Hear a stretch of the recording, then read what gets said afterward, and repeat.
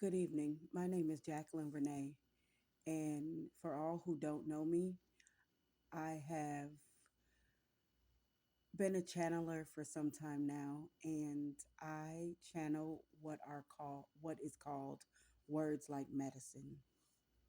So, whoever isn't familiar, I uploaded a few months ago a channeling um, that I received while I was lucid dreaming, and my sister met me in what is called the in between. And in that one encounter, she said to me that she would be back and she would tell me things that she couldn't tell me in that viewing or in that moment. So she, in fact, did keep her promise, and she visited me in my lucid dream travels a few weeks ago, and this is our encounter. The In Between Part 2. The In Between is where we met again last night. I traveled and she was there.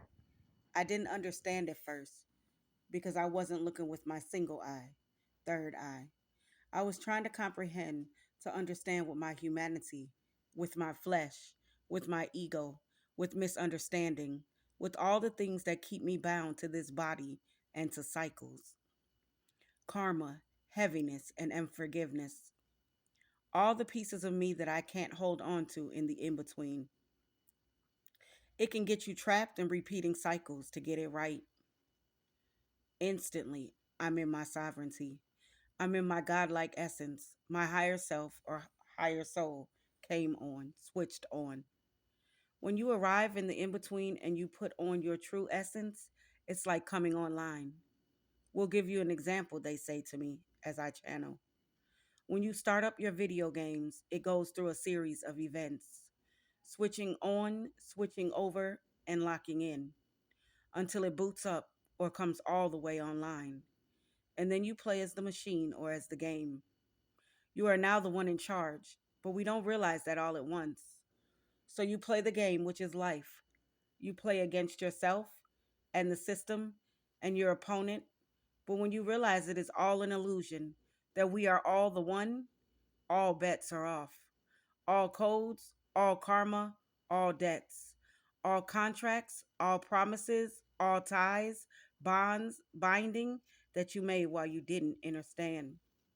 All the choices and decisions you made to yourself, each other, and other people in pride, hurt, bondage, and the lower self. Free yourselves, it only keeps you enslaved. Once you learn to take off the old self, or the old man, woman, with all of its heaviness, you begin to lock into your true self or higher self, your authentic nature.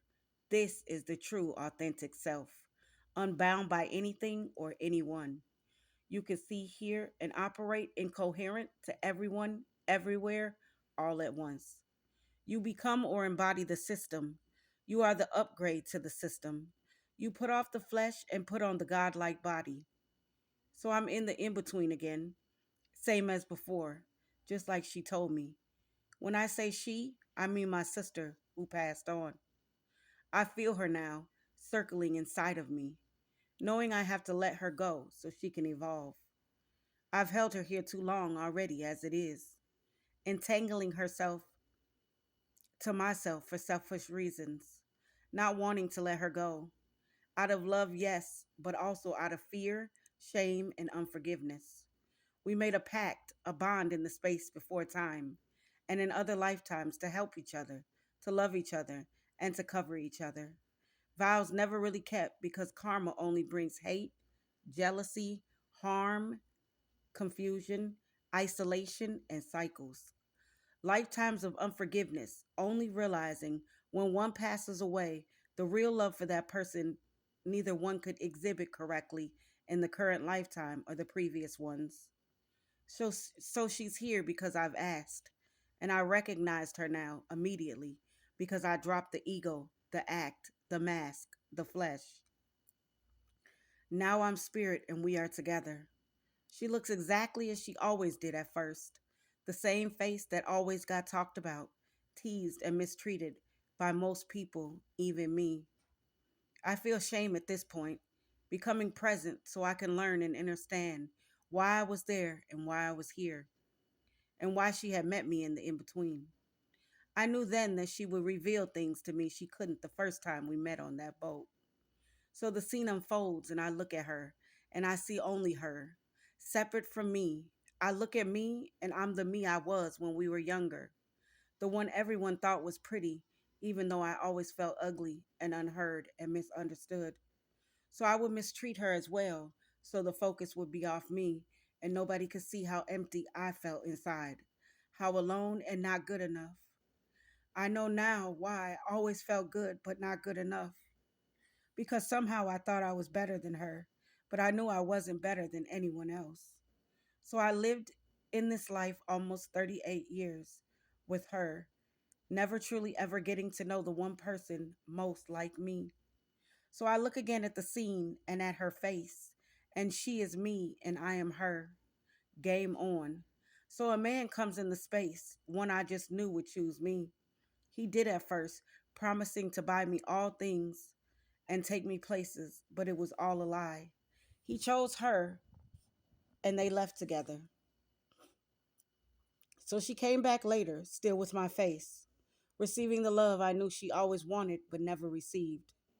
She had gifts this man had bought her, and I knew they should have been mine. Not just the gifts, but my face. Now, as I could see fully, if all she needed was my face, I would have gladly given it just so she could have truly experienced love. But that type of love wasn't really love at all. We had the same face again now, and it was mine. I never realized how beautiful I really was back then. Always wanted to be someone else, not realizing I chose this. I chose me. I had released my sister's face, and I release it now, and she had none. Now that I released her where she resides, she never needed a face. I accept my face again, and I accept all the parts of me, the good, the bad, and the ugly. Releasing the parts of me no longer needed and integrating my new self, the parts of me I'll need to continue evolving into the wholeness, the oneness. I'm expanding again. I'm open. I'm willing. I'm wanting to change, wanting to be who I was created to be. My sister once told me in the in between, I lived all this so you wouldn't have to, so you could live honorably and ascend, so that you could awaken and remove the veil from your eyes, so that you could see without seeing, know without knowing, so you can fulfill your assignment of helping other souls to see the light, leading them back to the great light. So, this part of my travels had me confused. How could this be? I needed my face, or so I thought. What had this face gotten me except the wrong men? Hurt, pain, abuse of every kind, and almost physical death more than once. The face I thought I loved so much had cost me countless abortions and the loss of a child after she was born. This face cost me stripping and using my body in ways I shouldn't have. This face cost me my oldest daughter getting molested and all my other children taken by DCFS for 3.5 years. They came back to me, but my sisters never did. My youngest brother has children that never were able to live with him. I am breaking generational curses meant to keep my descendants in bondage for lifetimes. I refuse. I don't accept that contract anymore or those timelines. I release it. It no longer holds me. This face told me I was better than my sister. The one person I would find out agreed to portal through before me from a 15-year-old drug addicted mother who was mistreated, most likely in the same ways I was. My sister would later tell me in my channelings that her assignment was to buffer the impact life would have on me. I was born less addicted to drugs, but physically and not physically sick at all. She chose what people would call the ugly face. She chose sickness and near death many times so that I could live freer. And what did I do with the gift she handed me? I mistreated her and it. I mishandled it because I didn't understand I was spinning, going through my own cycles and karma, never addressing the issues that keep the human soul in bondage. She would later also tell me in my channelings that she was born to walked beside me to protect me, and I know in her humanity she tried. After all, we were all born forgetting. She tells me now she wants my forgiveness for all the ways she was jealous and hateful and thus hurt me. I need you to teach your children and my children to love each other, to forgive each other, and not to hold grudges. I forgive you, I say. I see now and I know why. I want you to know I'm thankful. I'm grateful to you for everything you did for me and all the ways you fulfilled your promise and our contract.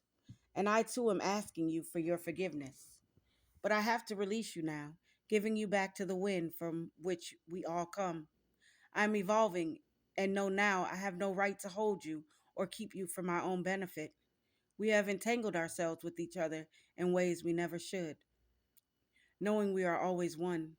I am you and you are me, specks of light from the same creators, reflections of the divine assignment. When you first passed on, you came to me in a dream, Travel. I had just moved into my new house, and you came to the front door and put the essence of your blood onto me. I didn't know then why, but you were sealing me to yourself. High level protection, reminding me that we are always one, the whole. Later, meeting me on the boat in the in between on water, reminding me we all come from the water and that we are the water. I've been holding on to you for too long. I need you, I tell you. I need you, I say to her again. You are whispering to me. No, you don't. You have finally found a way. You walk with the divine now. The Most High protects you. You freed yourself from the game. Teach others to do the same. You don't need me anymore. Our contract is broken. I forgive you, she says, and you forgive me. For we knew then not what we were doing. When you learn better, we do better. Every promise we told each other, I break us from it. Every contract I told her, I rip up. Every tie, I break it, releasing you to go on to higher dimensions. I release us from all karma between each other, freeing you to go on in peace, love, and light, knowing that we will always be of the same light. I also know that you are with me in spirit, watching out for me unattached. I love you, Latasha Marie, knowing that you are not your name or the many forms you were given. For you exist far above your face and above your name, far above time that we have constructed. You are made of diamonds and gold and stars and minerals beyond what I can imagine. Limitless, beautiful, boundless, and free. I'll never forget you, but now I'll remember the whole of you. I know you exist in places beyond here, but inside of me. I'm expanding again, open. For in me resides vastness, worlds, universes, and dimensions. When realizing all this, what it was all really for, I reached down to her on the couch that she's on, sinking into each other, but this time in the right way, the divine way, holding each other and sobbing, releasing lifetimes of hurt, confusion, lives where we were separated and couldn't find each other, crying for every time we have forgotten to see each other only as reflections, parts of a greater plan, acknowledging the fact of knowing we have forgotten to remember the all of things, the whole of things. I didn't want to let her go. I didn't want to release her just yet. That hug and holding was the kind of right I knew I always needed from her and her from me. Recognizing, recognizing each other as the infinite expansion, choosing to learn from one another and love each other for the highest good. We began to release the hold of one another, knowing she would have to go now. Understanding we will meet here again, but not in contract, but in love. Until the where and when and beyond the why, I'll be seeing you, Latasha Marie. This is Words Like Medicine, and this is Jacqueline Renee.